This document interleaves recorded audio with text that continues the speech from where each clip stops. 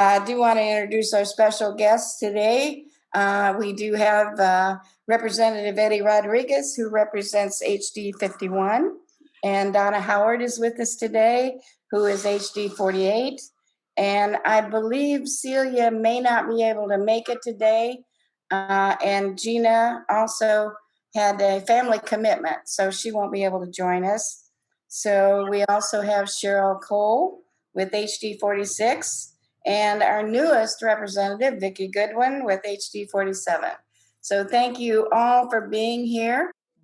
If you hear that chirping in the background, that's my parrot. She's a very social bird, so she wants to be part of the meeting. So you will hear her barking occasionally. We're going to start with Representative Rodriguez, and I'd like to just go around each one of you to kind of give me a few minutes of what you've been doing. And I know it's all been pretty hectic, but just kind of bring us up to date a little bit. Then we'll open up for a few questions for each individual. And then at the end, we'll have an open session for everybody. So if that's acceptable to you, I'd like to start with Representative Rodriguez. Thanks, Sandra. So I was just going to talk about a few of my bills. Is that okay? Okay. Good.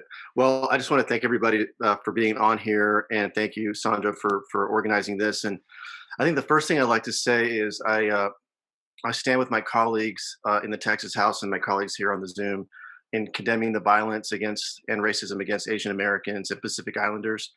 I've signed on to HCR 66 by Representative Wu, Bo, and Angie Chen Button, condemning racism against Asian Americans and Pacific Islanders. And so it's something that's really come to light, obviously, right now. But it's my belief that has been really spurred on by our last president.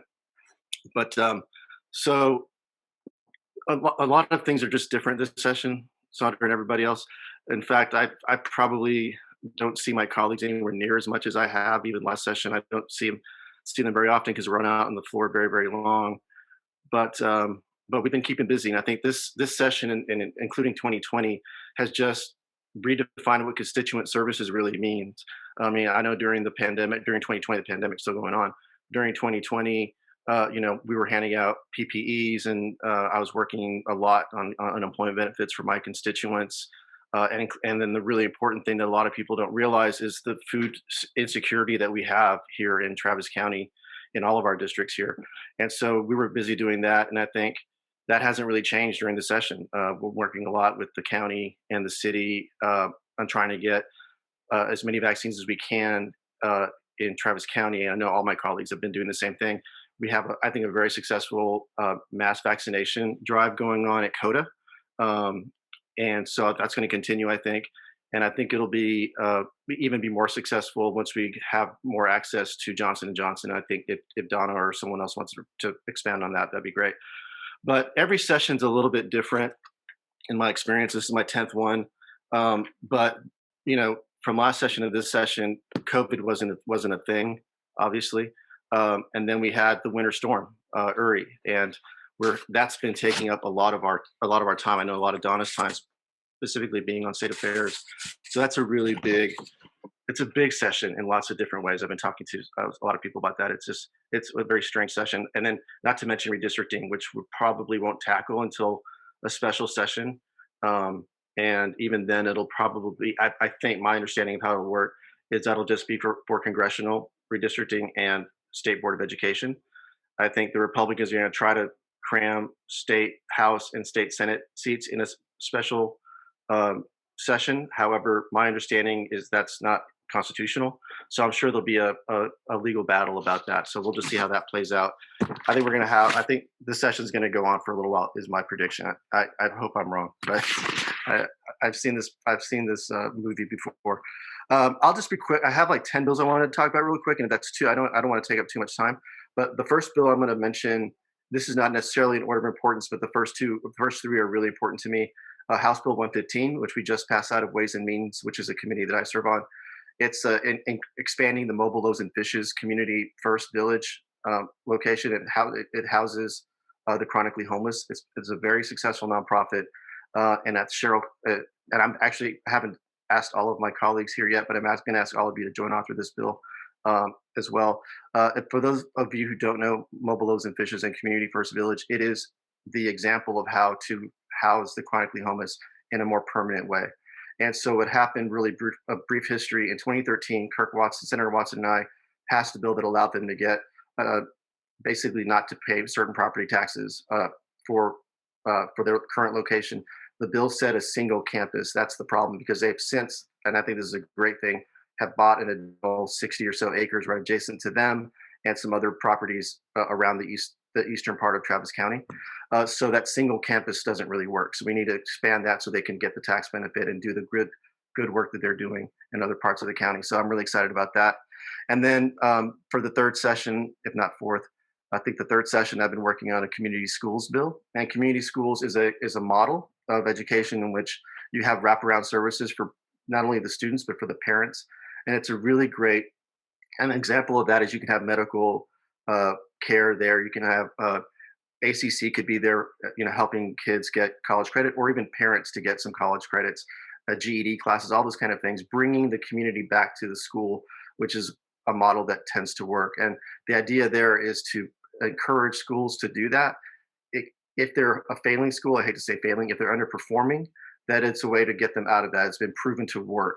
A good example is Reagan High School was on the verge of closing, and a community school model, and eventually that saved them. And now they're at early college, high school, and they're doing really, really well. Really great graduation rate too. The third one I want to talk about really briefly is it's a Minority Health and COVID-19 Disparity Task Force, which would basically just create a state task force with medical professionals and also members of the community, nonprofits that work with minority communities when it comes to healthcare, and looking back not only at COVID, but the broader accessibility of healthcare. I have like Austin Latino Coalition in mind as an example of how that kind of nonprofit could fit in something like this. So we're going to work on that. Again, as I mentioned previously, the COVID really brought about a lot of problems that we have systematically in the state. So really a lot of what we were working on, besides trying to get access to PPE or in 2020, was helping people get unemployment benefits. That was a huge deal in my district, having a lot of restaurants and bars and hourly workers in my district. So I have a couple of bills that deal with unemployment insurance. I'll just mention one. We're removing the waiting period. There's a 1 week waiting period if you lose your job before you can get unemployment benefits.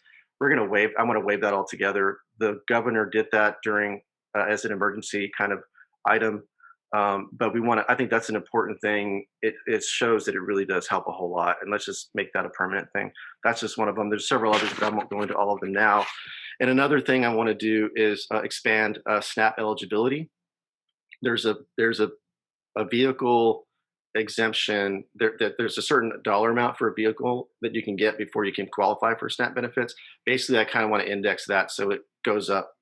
Right now we're kind of stuck at I want to say $13,000 for the car, maybe 15. I could be wrong. So if you index that, then you can have a car that's has a little bit more value, but still qualify for SNAP benefits. That's what that's about. I think we have 6 minutes. I'm at 5 minutes, so I'll go really, really quick here. The other thing that happened that I noticed that was a big deal here during COVID was obviously access to broadband, access to the internet, affordable internet access. So there's plenty of bills out there that are going to tackle this issue. I do have one that does expand access and affordability to that using the permanent service fund. And then criminal justice reform is a big issue for me. It has been for a long time.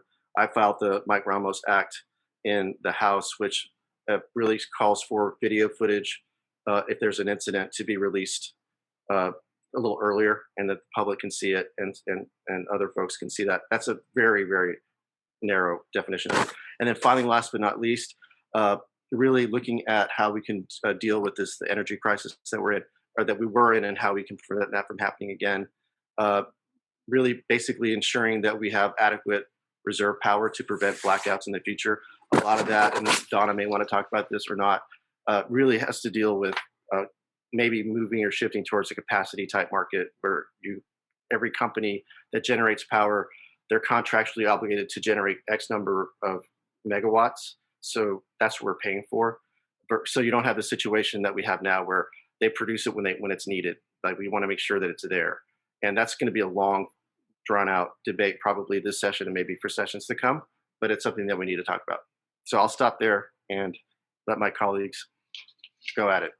Talk. Actually, right now, I just want to give you a few minutes individually for questions. And my first question to ask you is regarding this power. I understand that Texas is one of very few, or maybe the only state in the union that does not share responsibility with other states.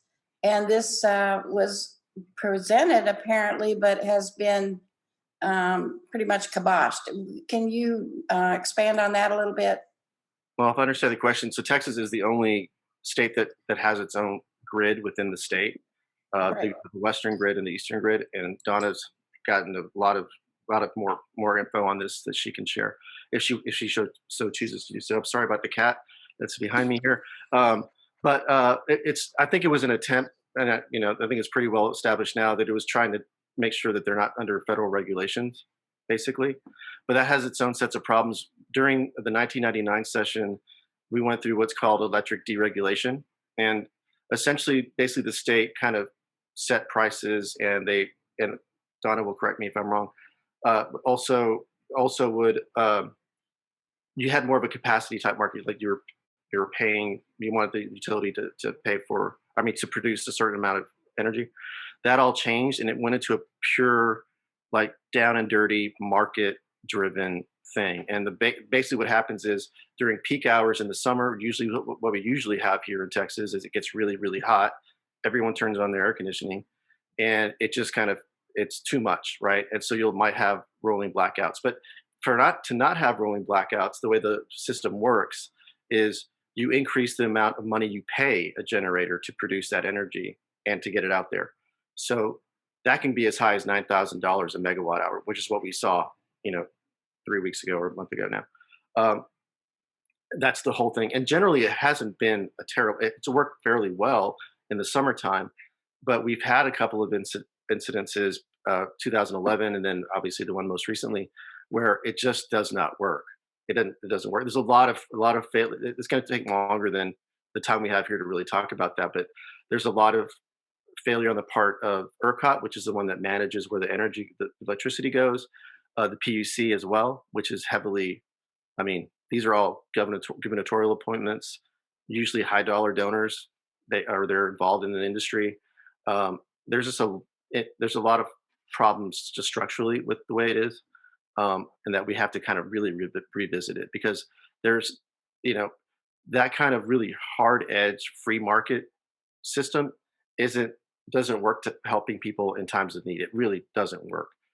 That's not the state's role. The state's role needs to be to ensure that energy and electricity is available to people when at all times, whether it's an emergency or not. Okay, I'll defer further questions to Donna, but right now, does anybody have any particular questions for Eddie? Feel free to speak up or we'll move on. I don't see any hands raised, so let's move on to Donna. Sandra, Commissioner, I have a really quick question. Sure, and this will be for all of the reps. During the power outage, we went back and watched the documentary on Enron. It's called The Smartest Guys in the Room. It's worth watching. And part of what the story they told was of how the energy traders manipulated the energy market to create the crisis in California. And they did it to run up the price of electricity so they could make more money. I think there needs to be an investigation if something like that happened here, because 180 generation sources all went down within that very short window.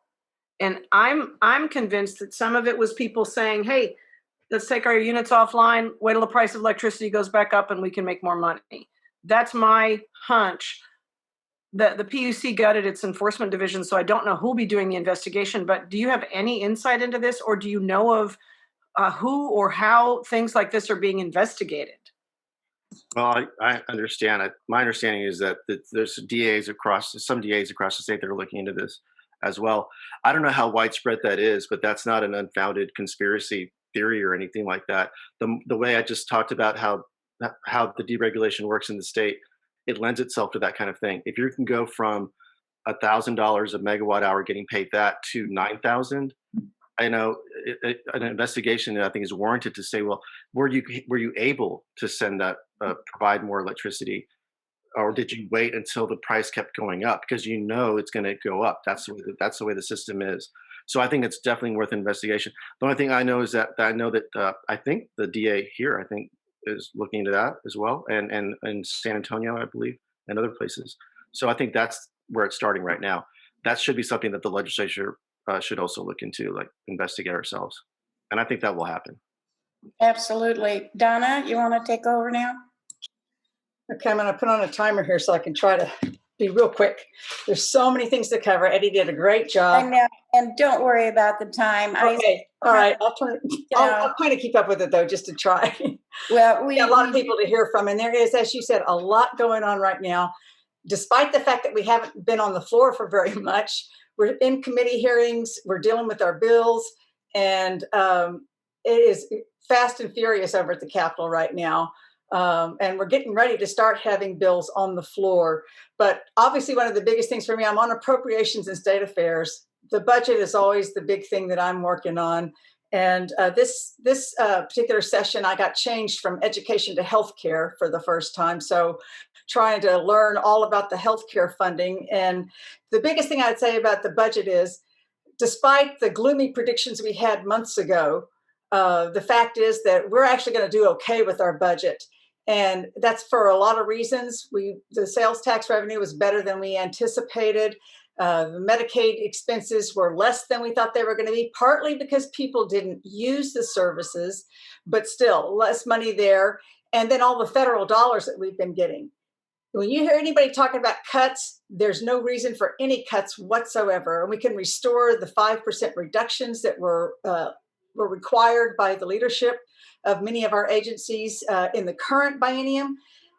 We don't need those. We can restore those cuts. So really, the budget, right now, it's a matter of protecting things and investing in those things that are going to let us keep moving forward, using those federal dollars that we're going to have for one-time expenditures, especially capital improvements, technology, all kinds of things that we can use those one-time dollars for. So that's a big thing. COVID, obviously, a lot of our attention has been on that, as Eddie said, during the interim as well as now. The fact that the energy crisis happened, it's amazing to me how we've kind of shifted now into the energy focus and not as much focus on COVID, though that's still there and all those things that need to be addressed. I think Eddie mentioned this too about broadband. So many things got revealed as a result of COVID. The inequities in our system, and connectivity is a huge factor in terms of people being able to work from home, go to school from home, apply for unemployment insurance, get healthcare, telemedicine, telehealth. All these things are happening now, and we're not going to go back. We're going to have some kind of a hybrid approach moving forward. So broadband connectivity is a really important issue in this legislative session. A couple of things that I'm working on with COVID, that are COVID related. I've had legislation almost every session since I've been there to try to modernize our MTRAC registry computer technology system, where you have the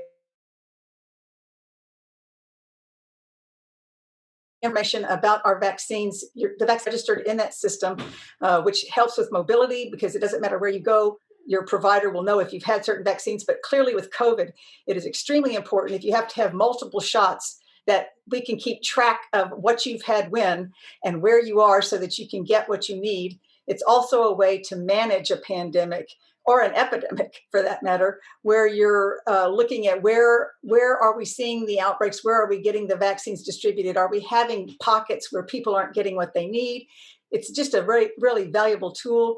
We have been working backwards here in Texas for many, many years. We're not with the national standards on this. And so I'm hoping this time we'll finally get this over the finish line. Another one that's related to COVID. Golly, this is such a ridiculous thing. We have a statute that has prevented our home care and hospice nurses, we're talking about nurses, from being able to administer the vaccine to these vulnerable Texans who are homebound. It's a ridiculous statute that just needs to be changed. We tried to work it out without having to get the governor to do an executive order. Couldn't make it work.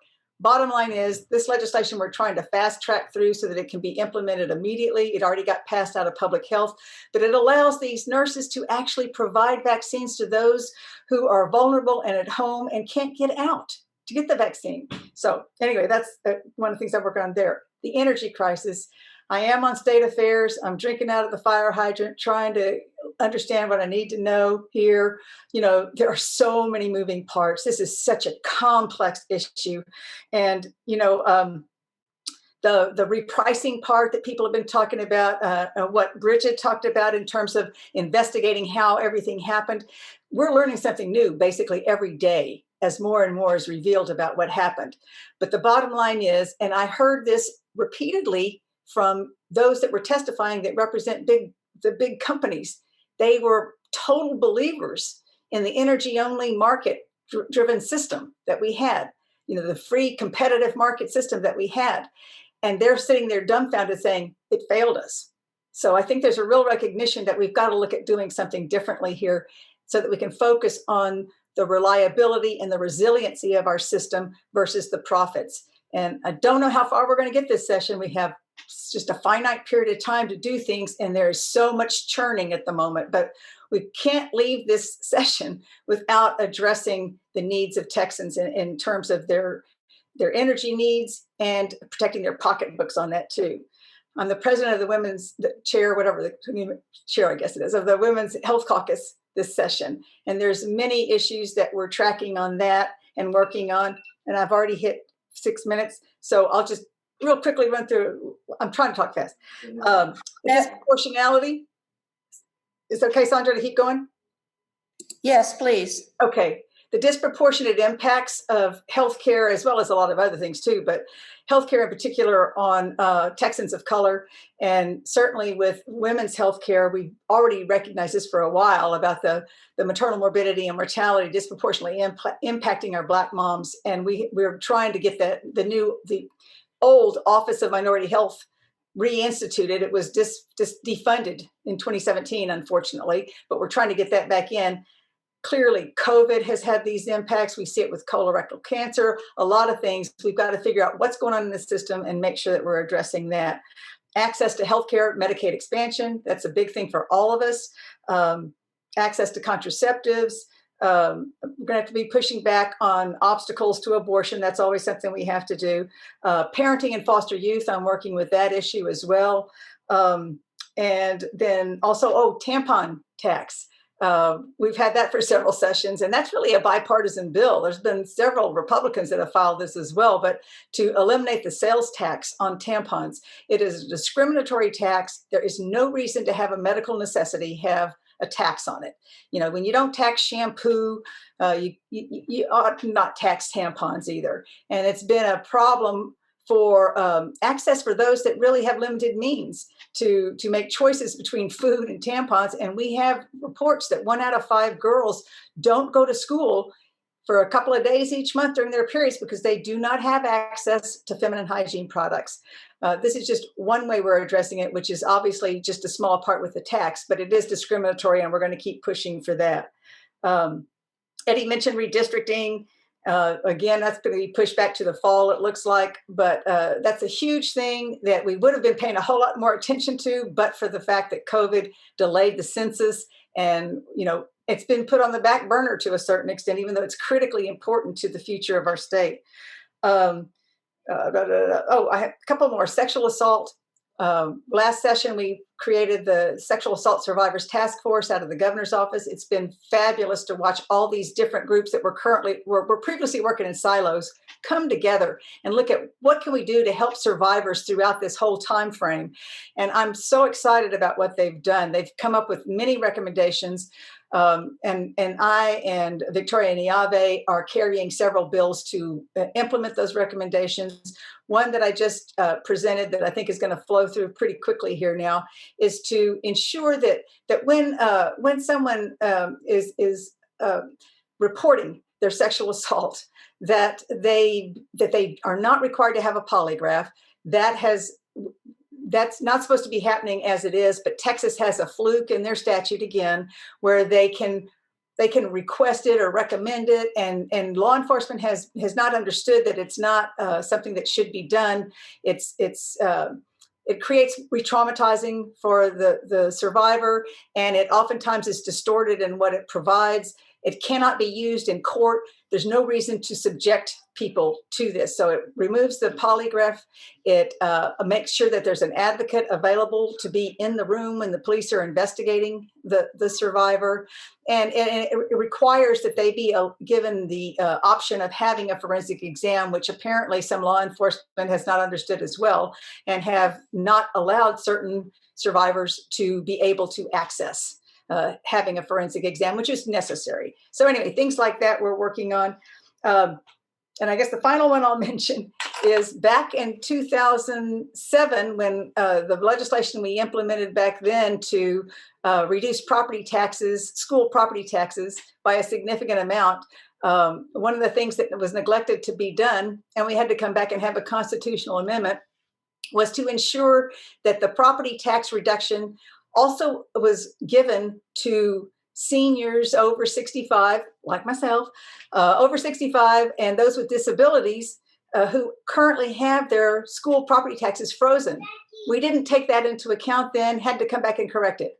This last time when we passed HB3 that put more money into schools and also compressed property taxes, I asked time and time again, let's make sure we're including that group of people, and was assured that we were. Turns out it was not in the final language. So we're coming back and saying, look, everybody else got a property tax compression. Their property taxes were reduced.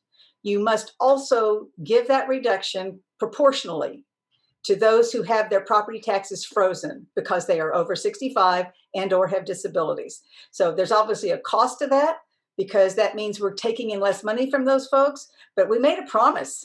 Why did we give them that tax exemption if we didn't think it was important to do so? So we need to honor that promise that we've made. So I have that legislation as well. We can talk about whatever else you want to talk about, and I'll stop.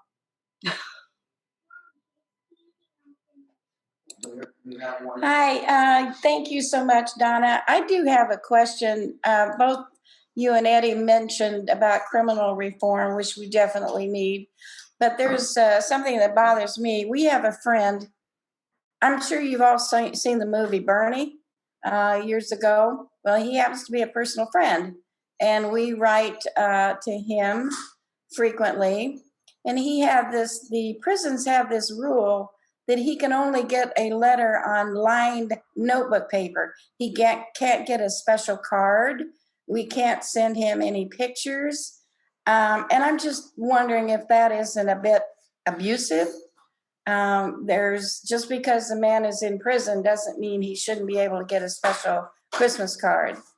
And I was wondering if you could tell me why we have such restrictions. You know, I can't specifically say that, Eddie probably can, but I will say that unfortunately we have not done a good job of ensuring that we are using the time that people are in prison for rehabilitation, for providing educational opportunities. I had legislation last time to ensure that women that were incarcerated had the same access to educational opportunities as the men did, which was not the case.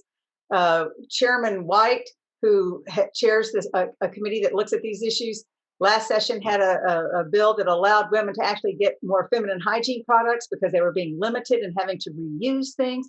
And we hear all the time about the abhorrent conditions in terms of not enough heat and not enough air conditioning, and really inhumane kind of treatment that we provide here.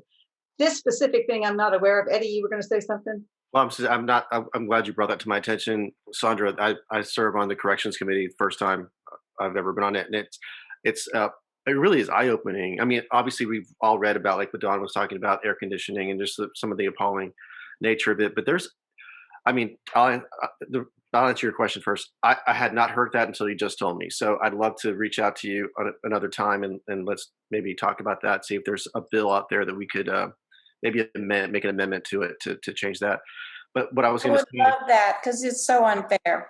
I mean, how do you rehabilitate people by restricting them from normal, everyday niceties? You know, there's nothing wrong with getting a card. Yeah. Well, clearly, Knives or files stuffed in it. right. Well, clearly, the prison system is not meant for rehabilitation. The way we do it, anyway, it's punishment. And the last thing I'll say is, one of the things I'm learning, for this committee is that this is not a state of second chances. I mean, once you're in the system, it's so hard to get out of that. Whether it's a job afterwards, whether finding an apartment or a house. I mean, it is very, very hard.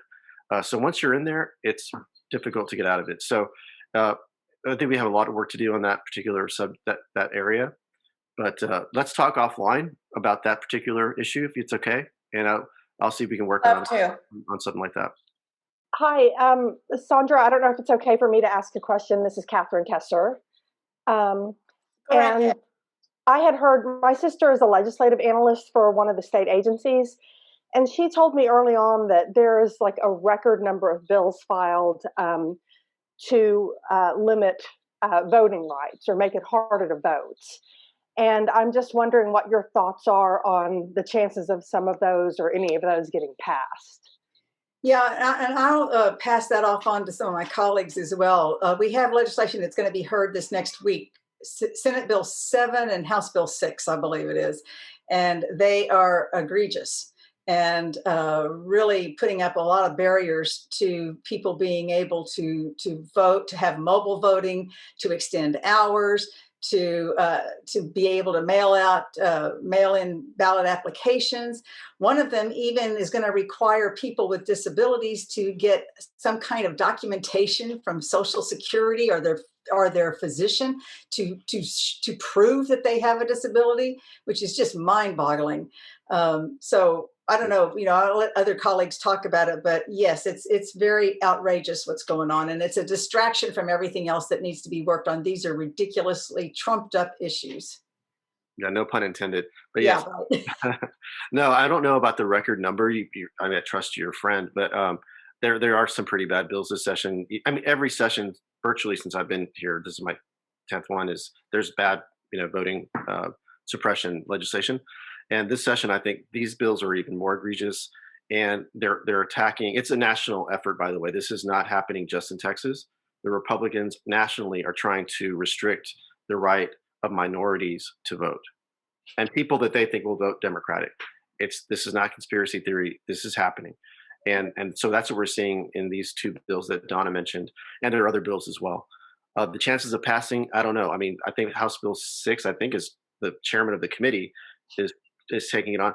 That means they'll get out of committee. Whether it gets all the way to the House floor and then to the Senate is another question. But no, it's a full court press on.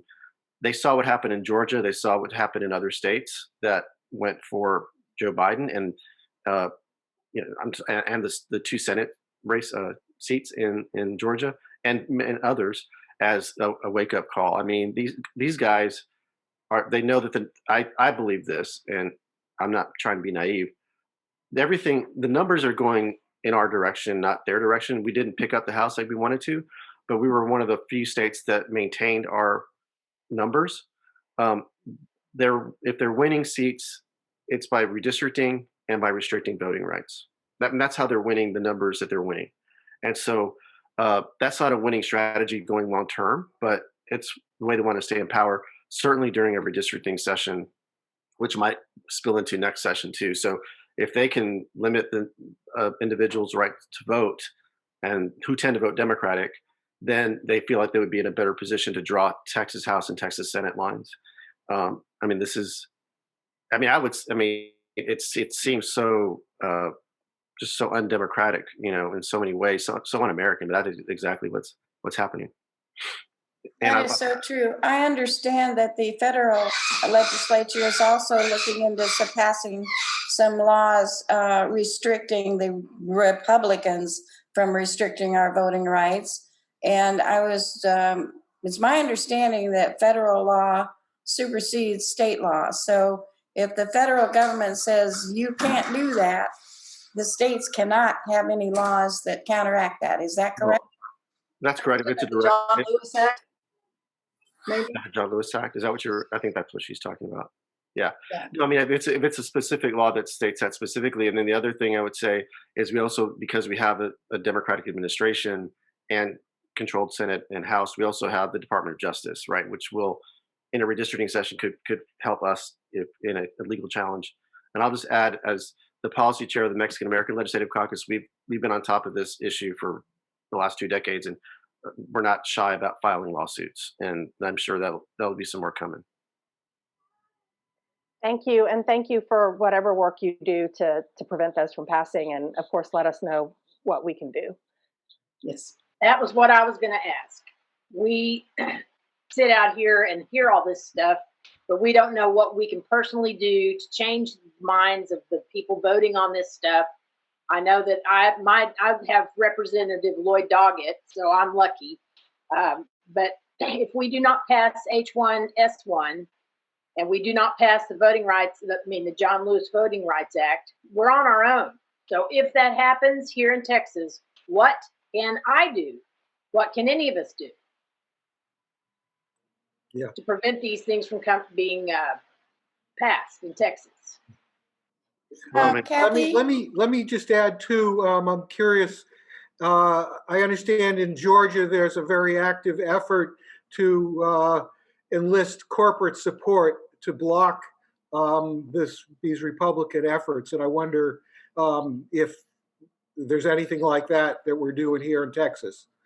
I think particularly some of the tech companies coming from California might be sympathetic. I know Salesforce, as an example, has been very influential in Georgia. Well, I mean, I think to start, if it's okay, Donna, I'll just start real quick. Just, to answer Kathy's question, I mean, I think it's just we have to be part of the process, and to the extent that you let the legislators know here, you got to do that, and just kind of have our backs when Sheryl and Vikki and Donna and I and the rest of the delegation and then the rest of the Democrats in the House are fighting this. Let your voices be heard. And I think Stacey Abrams is the example of how you actually move this ship, this big giant Texas ship somewhere, is continuing to organize as Democrats and just really getting people motivated to vote. I've really been inspired by her and what she was able to accomplish in Georgia. And it was full on hard work. And if you all think that she did that by herself, no, it was, a team of thousands upon thousands of people that were out there engaged. And that's what we have to do to stop some of this stuff. If it becomes law, to stop some of those things. I think we have a clear blueprint in what happened in Georgia that we can try to implement here. And then Mark, to your question, I know that the Mexican American Legislative Caucus has engaged the private sector when it comes to discriminatory and any kind of discrimination that happens in the state. And we have included in that discrimination when it comes to voting. So we have engaged some of them. It's not just California companies. Texas is a young state, and a lot of the younger folks have different ideas than what the Republican leadership have. So I think we're seeing that with some of the companies. And I know for MALC, for the Mexican American Legislative Caucus, we have engaged them. And I'll just real quickly say we also have an IT caucus that is more and more engaged. And though it was more loosely brought together back with the so-called bathroom bill, the tech community was huge about being at the Capitol in terms of fighting discriminatory policies. And there's more and more involvement now. And so I can see that being another way to engage. But Sandra, I feel like Eddie and I are dominating this. I want to make sure Vikki and Sheryl get a chance to say something. Can we move on to them? Yes, and I just want to make one comment, and then I will move on to Sheryl. What we have with the Travis County Democratic Party actually has a legislative committee which works with the legislature to support our Democratic bills.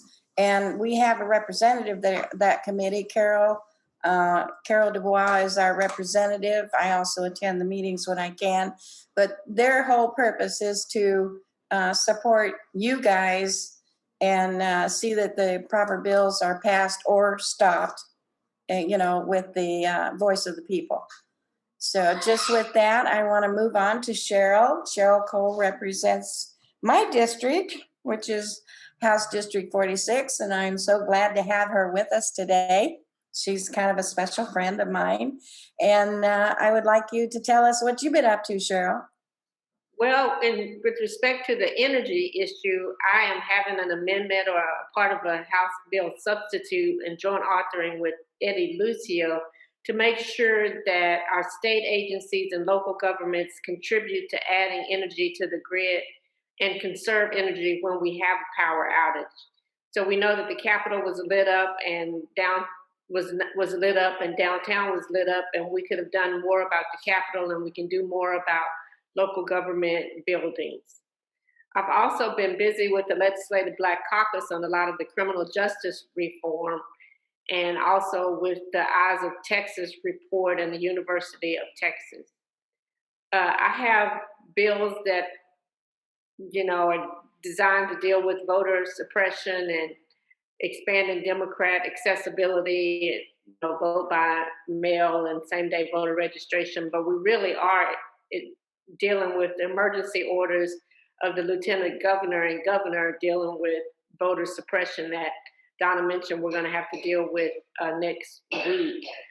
I have a bill that would deal with sexual harassment and indirect over the internet that passed the House and passed the Senate and went to the governor, and he vetoed that because he said it was too broad. But we've been working with his office to try to make sure it doesn't get vetoed, and it would help with mostly students and young people with indirect cyberbullying. So I'm not going to take up too much time. There's so many issues that we could talk about, and Donna and Eddie have done a great job. But I thank you for giving me a chance to express that. I know we have so many things to be concerned about, and it almost gives me a headache sometimes when I think about all the work that you guys have to do. It's just mind-boggling, and such little short time to do it. That's what's absolutely amazing. Unbelievable, but that's Texas, I guess. I think one of the things I'd put on a bill is to extend your legislative session to the full year instead of just having, 90 days? 120? I don't know what it is, but it's much too short. Sheryl, is there anything further you'd like to add, or does anybody have any questions for Sheryl? You guys asked the question about how can you stay involved. It's the same process that you normally do in terms of invited testimony and registering against a bill or testifying against the bill. That hasn't changed, and contacting not only your representative, but representatives throughout the state, including the lieutenant governor and governor.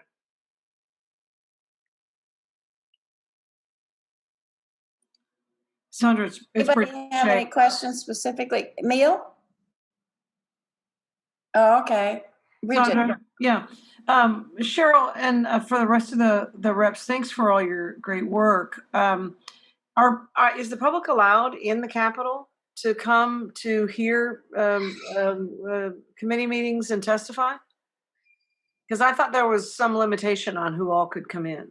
Yeah, there are limitations on House and Senate rules. They are allowing people into the gallery to watch the activities on the floor, and people are being allowed to testify at the committee hearings. You're seeing that with the energy bills, and House Ways and Means are allowing that.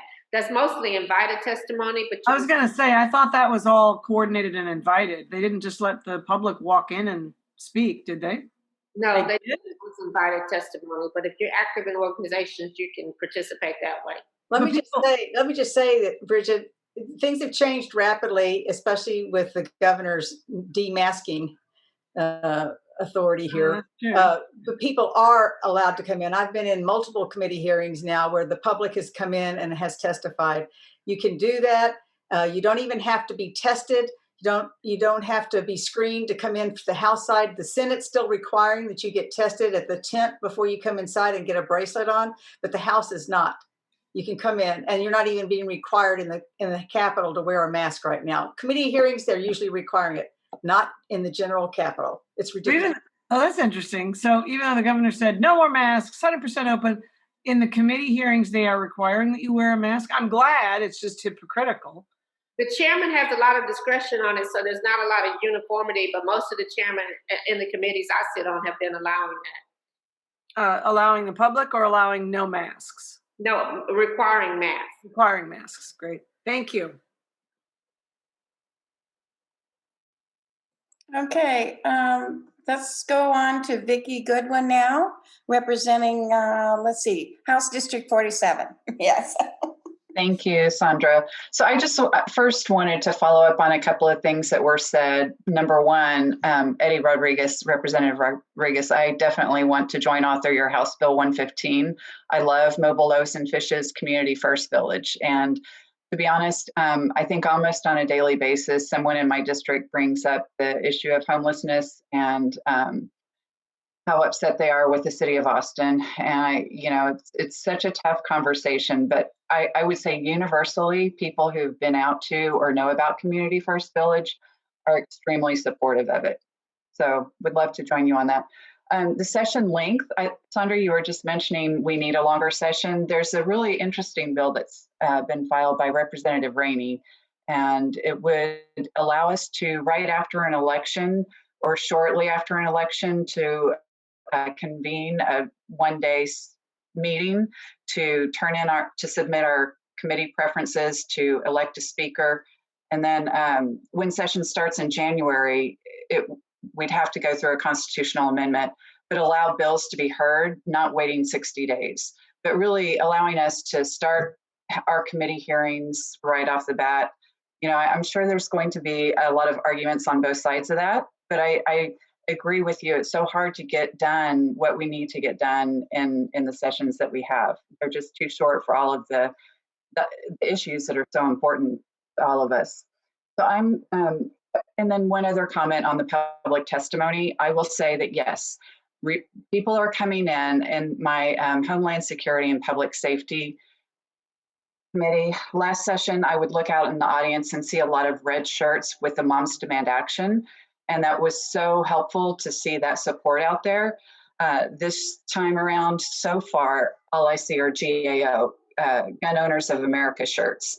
And I will tell you that it's very unbalanced. We did have 3 of our wonderful Texas gun sense advocates who spoke on for the gun safety bill that was up and against the expansion of gun rights bills. But we had somewhere around 30 of the other side of the issue. And so I started out by telling my constituents that send comments through the portal, go online and send those comments. But I will tell you that being there in person is so much more impactful. So with that, the other committee I'm on is the Environmental Regulations Committee. This is not an area of my expertise, so I am learning a crash course on things like low-level radioactive waste. In fact, we have a bill that's coming up on Monday that would not allow high-level radioactive waste. What I've learned is that there's actually a federal law that and a compact that we're in with the site that we have in Texas that could override that anyway. But there's a second part to the bill that it may be that they're using the good part of the bill to get the bad part of the bill passed. The bad part of the bill is it would substantially reduce the fees that Texas collects. And that those fees will one day help the cleanup efforts. So in my mind, I kind of relate that to our abandoned gas wells, oil wells in the state, that we often say we don't have the money to clean those up. Well, if we reduce these fees for our low-level radioactive waste collection site, what's going to happen decades down the road? Are we going to be saying, gee, well, we don't have the money to clean up this site? Too bad. So I'm very concerned about that bill. We don't have a lot of climate change bills, as you might imagine. It's very hard to get anything passed when you say climate change, but we do have a few really good ones. Representative Anchia has one that would have the state agencies adapt to extreme weather. We have another good bill. It's actually not going through environmental regulations, but it's about the EV charging infrastructure, electric vehicles. I think that's something that we really need to keep pushing. We're going to have additional electric vehicles. It'll be so much more helpful for a broader base of people throughout the state to be able to own electric vehicles if we have the charging stations. And then I have a flaring bill, which is my big environmental push. Although because it has a tax associated with it, it's going through the Ways and Means Committee. And from my understanding, is likely to not get a hearing. But the idea behind it is really, it's a disincentive. It's not meant to collect money, because my hope is that flaring will go away over time. And in fact, the oil producers have made a commitment to end routine flaring by 2030. I just feel like we need to provide a disincentive to make sure that that really happens. So on Homeland Security and Public Safety, we are hearing gun bills. We had very passionate testimony from the family whose daughter died in the Midland, Odessa shooting. Their request was for an alert system, kind of like an Amber Alert. So while I don't disagree that an alert system could be helpful, I just feel like that's not really addressing the problem of guns. The positive outcome that could happen if we pass this bill for the alert system is people might start getting a lot of Amber Alert type things on their phone and go, wow, I had no idea that there were that many shootings happening in my community. I think I've gotten about 1,000 emails just in the last couple of days about stopping permitless carry. That is the big push of Gun Owners of America, to have permitless carry, where you could just go into a store, buy a gun, not have training, not have to pay a fee.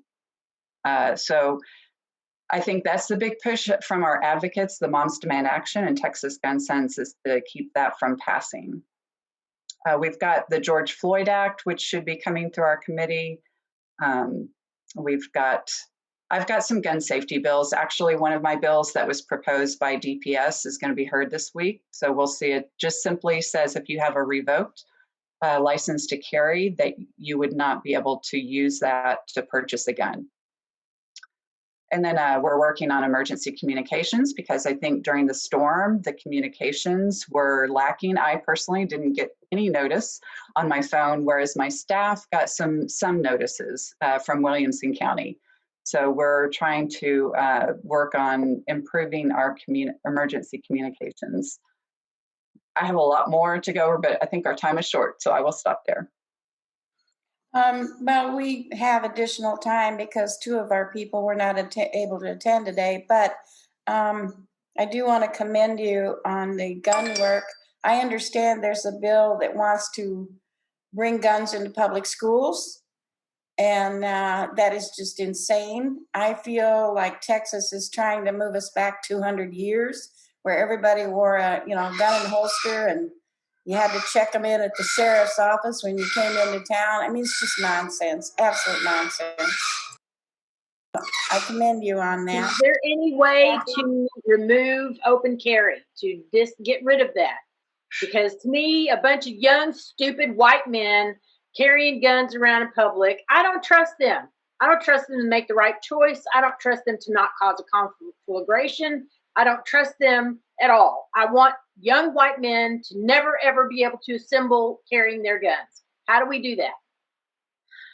We have to change who's in the legislature, to be perfectly honest, because the committee that I'm on that hears the bills, it's 6 Republicans and 3 Democrats. And to be honest, one of those Democrats may not even vote for gun safety regulations.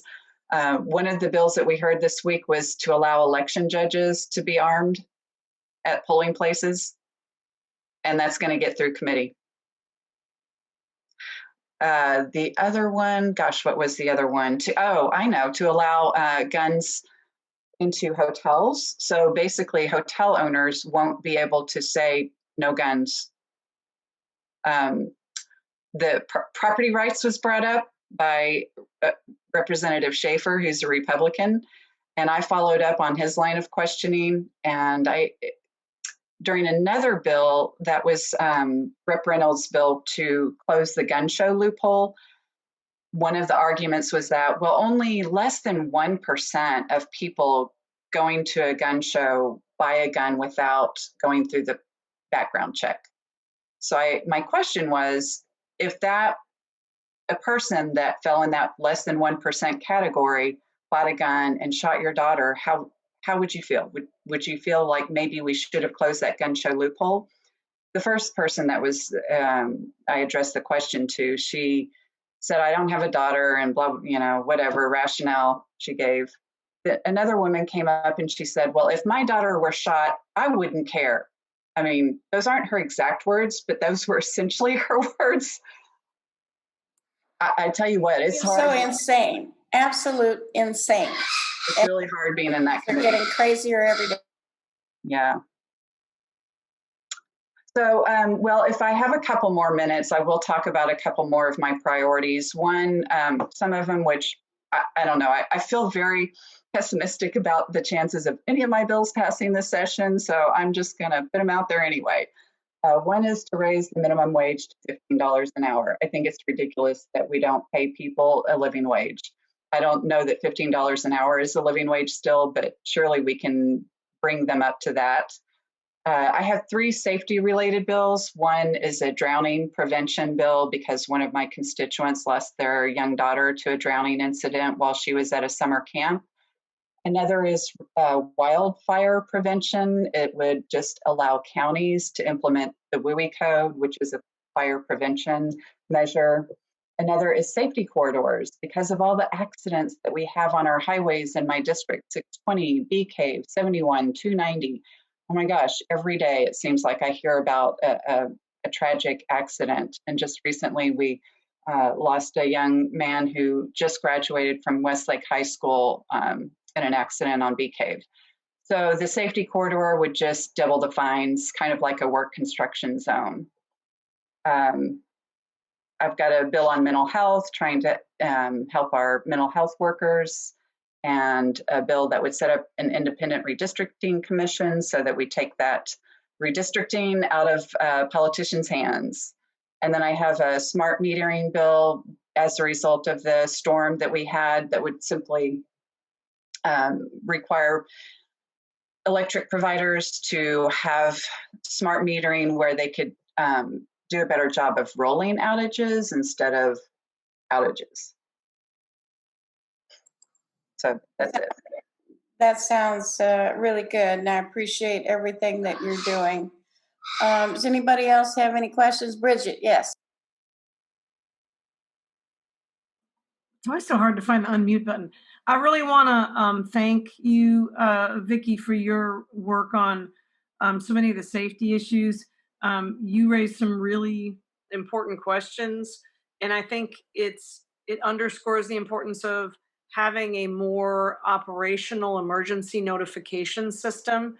I think most people are not aware these emergency notification systems are like, it's almost like they're relics of the Cold War or something. When I got on the Capillary Council of Governments, which is the COGS, because all the COGS have the responsibility to operate emergency notification systems. Ours for our area is called Warren Central Texas. When I got on the COG in 2015 and started asking questions about the system, I was horrified to learn that the entire thing was based on almost entirely on landlines. Landlines. I mean, some of us probably still have landlines, but most young people don't even know what a landline is. And it took me 3 years to literally force them to transition their system to largely cell phone based.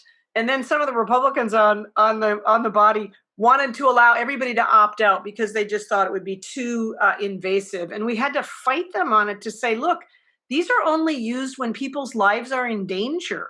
If you let everybody opt out, then let's just dismantle the entire system. There's no point in having it if that's what you want to do. So we finally stopped them from basically neutering and making the whole system meaningless. But they did not use it.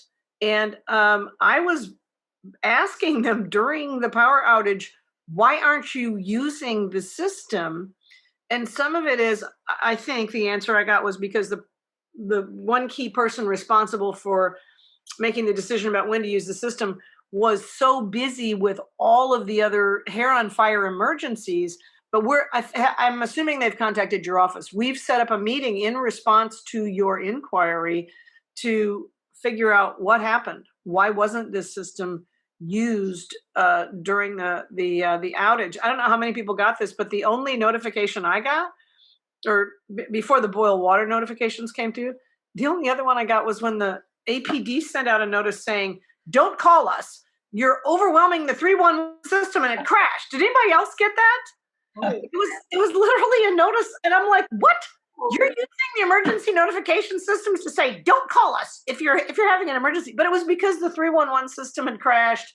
I think the 911 system at that point was like, borderline crashing. But I just thought, well, that's not helpful. If you're going to send out that notice, you should give people other options for what else they can do.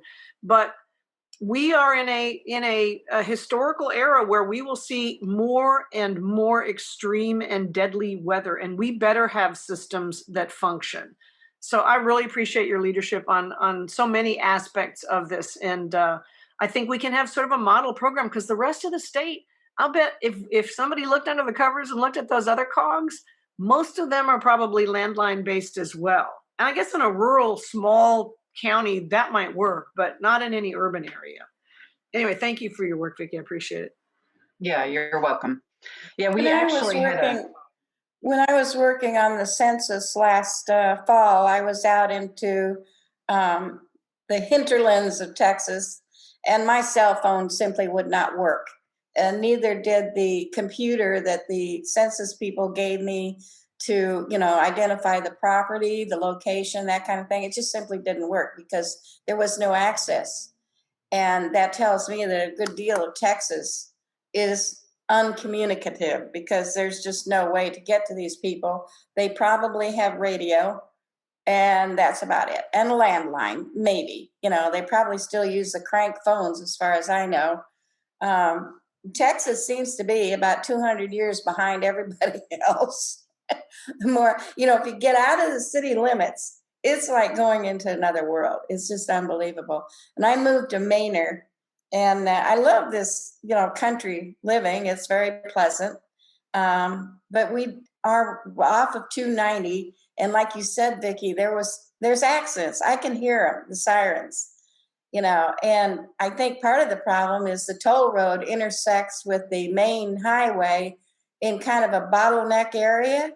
And you've got people coming off the toll road at 80 miles an hour with people on the frontage road doing maybe 50. And there's just no way. And it's stupid. But my other question is, with toll roads in Texas, I don't know if you ladies and gentlemen were aware, but text tag was automatically debiting people's accounts because their system went on the blink and they didn't know how much money they had. So they just debited everybody. And I use the toll road maybe 3 times a year, and I got debited $40. And it's going to take me a long time to use that $40. But my son, who goes in and out of town because he works in Austin, he got debited about $80 before they finally decided they'd had enough money. And a lot of other people were getting the same thing because we called our credit cards and said, "Hey, stop this," because they're doing it without, notifying us. They just debit it. And it turns out that a lot of people have been calling the credit card companies with the same complaint. So you probably didn't know about that either, but that is something that needs to be investigated. Text tag is just plain inefficient. They're overcharging, and it's just not a good thing. I wish we could get rid of toll roads altogether. That's my. Sandra's right. There is a serious problem with the text tag accounting system. They're also sending bills because the computer is not properly reading the license plates, and so they're mailing bills to people that may be duplicative. There's a problem there that needs to get looked into. Well, I will definitely look into that. I had someone reach out to me from the CTRMA. I don't know if they have any overlap, but definitely will look into text tag. I'll see if I got charged. I don't know. That's the problem. It just shows up on your credit card or wherever you have it debited from, and then you don't know about it until something happens. And I just happened to check, and I had 2 $20 withdrawals from my account within days. And I'm like, what's going on? That's when I called my credit card company, and they said, yeah, we were getting a lot of these calls. So yeah, bears looking into it. If we could get rid of toll roads, I would be totally happy with that. Okay, anybody else have any questions for our, yes, Daniel. I know this is an old subject, but I didn't hear anybody mention it. I just wanted to ask about it again. Is there any chance of, or is there even a bill to expand Medicaid? And if so, isn't it something where you could reach out to Republicans as a means of keeping rural hospitals open if you did it? Several Democrats have filed a bill, including Representative John Busey in this area, to expand Medicaid. And several Republicans have said openly that the revenue from Medicaid expansion warrants us looking at it again and, considering implementing it. So I think it has a little bit of legs. Of course, without the budget crisis, I don't know if it'll rise to the front of the list. I've heard Donna talk about this quite a bit.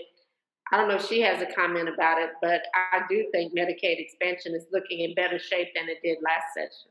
I agree with you, Sheryl. And there are multiple bills to address this. And there is Republican support, especially among our rural Republican colleagues. In fact, Julie Johnson, who's a state rep from up in the Dallas area, has a bill that she's sponsoring that was filed on the Senate side by Representative Nathan Johnson. That is a new plan for, a new Texas plan. They don't call it Medicaid expansion, but that's what it is. And she has several Republicans who have signed on to her bill. The problem is that the Republicans who count here, the leadership, are not giving any signals that they're going to be willing to consider this or allow this to come to the floor. And that's kind of what we're pushing for right now. But the studies that have been done by the Episcopal, I can't remember the name of it, the group that does the studies and stuff. Anyway, they've done studies. They've gotten a lot of information to show that not only is it revenue neutral, it's revenue positive at this point in time because of what's been put in place for giving a better federal match. We have requested information from the Legislative Budget Board. They have given us things, but not what we've actually asked for. There's a lot of hedging on giving us the information we need, as if everybody saw how beneficial this would be, then it would, remove their arguments. But we are doing some things through appropriations too to try to get the message out there, to try to get the information out there, because right now, if one of only a few states, 12 now, that haven't expanded, if we expanded with the new legislation that was passed by Congress, not only would we have additional 1 million Texans that would qualify to get coverage at a 90-10 match, 90 cents from the feds, 10 cents from the state, a 90-10 match. That's huge. But in addition to that, to sweeten the pot, they also would put a 5% increase in federal matching dollars for every other Medicaid program we have, which would be billions of dollars.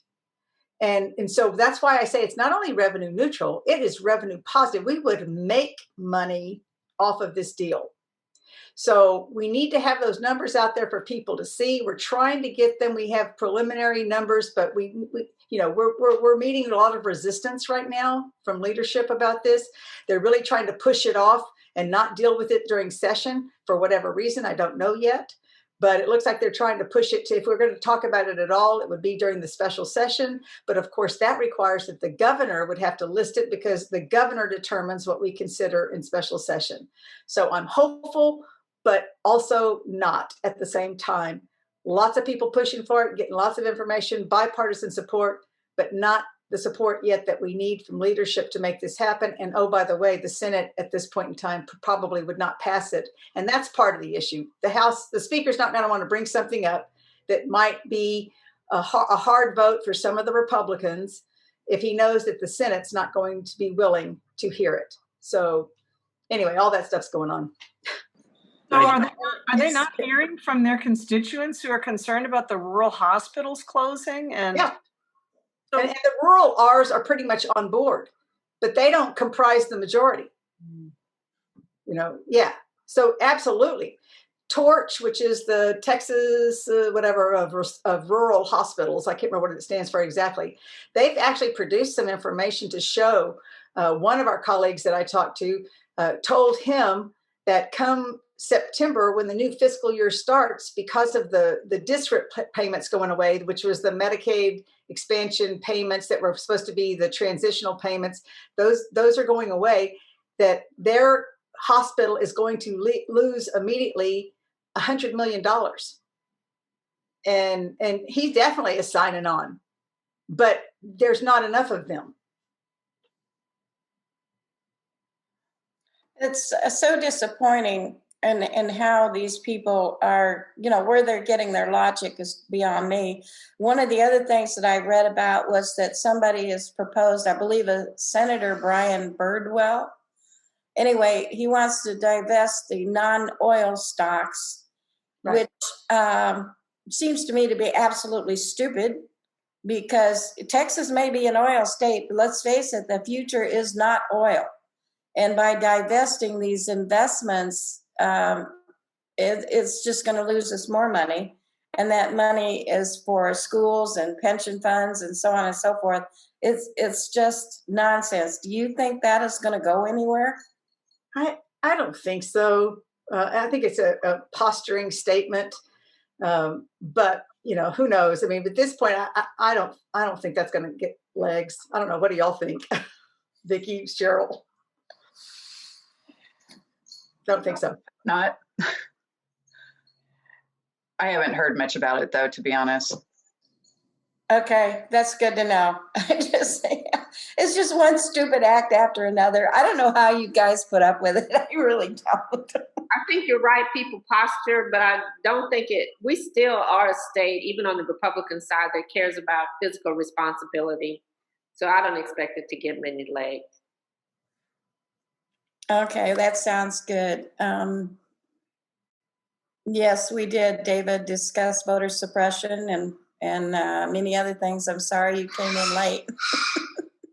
Well, if I can add, I actually have a bill that would allow for pregnant women to be able to vote by mail, thinking that this is just such a teeny tiny little step that would be helpful. I had a woman who said that she was standing in line to vote in November, 8.5 months pregnant, and wouldn't it have been nice if she could have voted by mail? So I went to the chair of the elections committee in the House, Briscoe Kane, and asked him what he thought of my bill. Would he give it a hearing? And he kind of argued with me, saying, well, women can do that anyway by claiming a disability. And well, now we find out that they're trying to make you get a doctor's note if you have a disability in order to make that claim. It's just crazy. So I don't know that people would consider pregnancy a disability.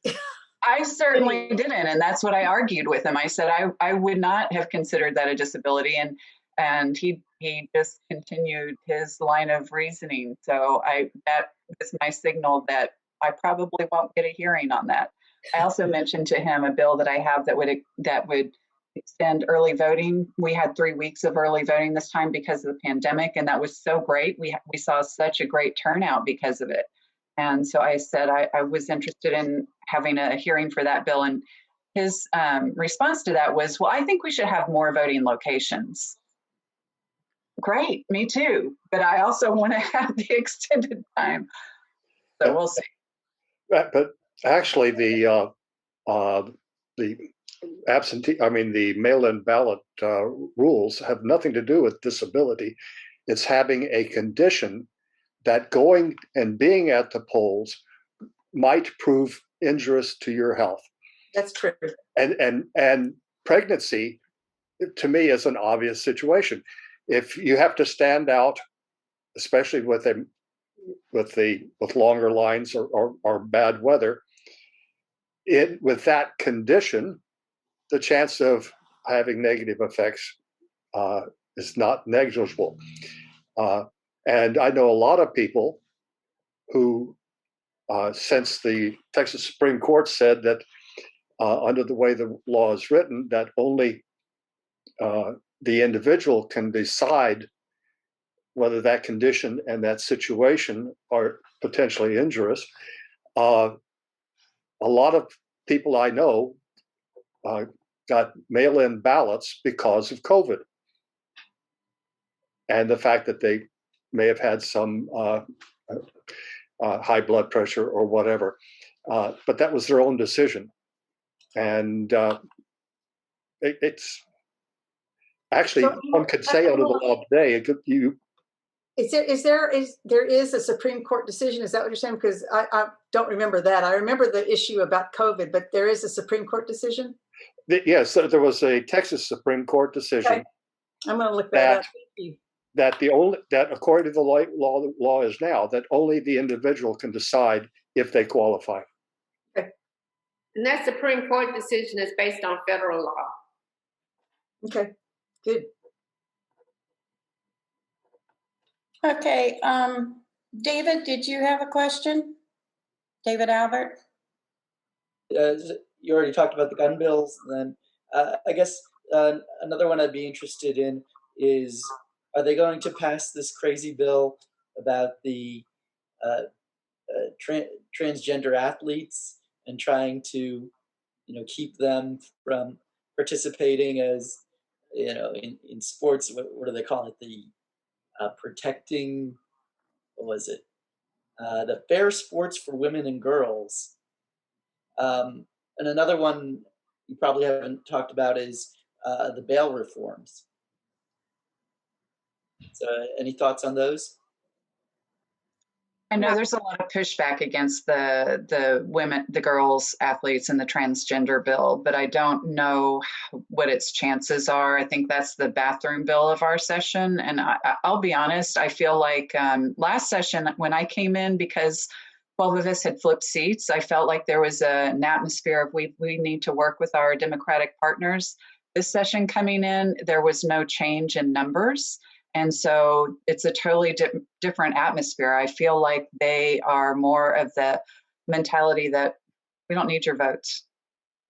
So I don't know. I don't know what to tell you about that bill. I know there's going to be a lot of pushback. I know the LGBTQ caucus is really pushing, doing press releases and pushing their advocates to reach out to their representatives. We've gotten a lot of emails on that, but I don't know. The numbers aren't good for us right now.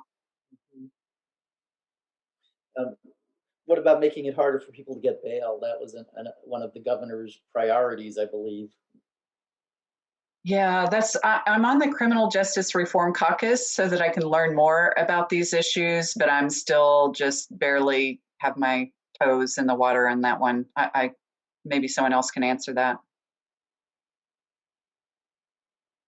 I don't think the governor made that an emergency item, but He did. didn't make it an emergency item. Was it? He called it the bail reform, getting it confused with the bail reform on the other side of the issue. Yeah. It'll make it harder for people to get bail. He talked about in his speech, his State of the State speech, he's talked about somebody who got out on bail and committed a crime or killed someone or something. Right. And so he was talking about making it more difficult for people to get out on bail. The exact opposite of what, right, people like Jose Garza have been trying to do locally. I'm not involved with those committees, and this is part of the problem, as you're probably hearing when we talk about this stuff.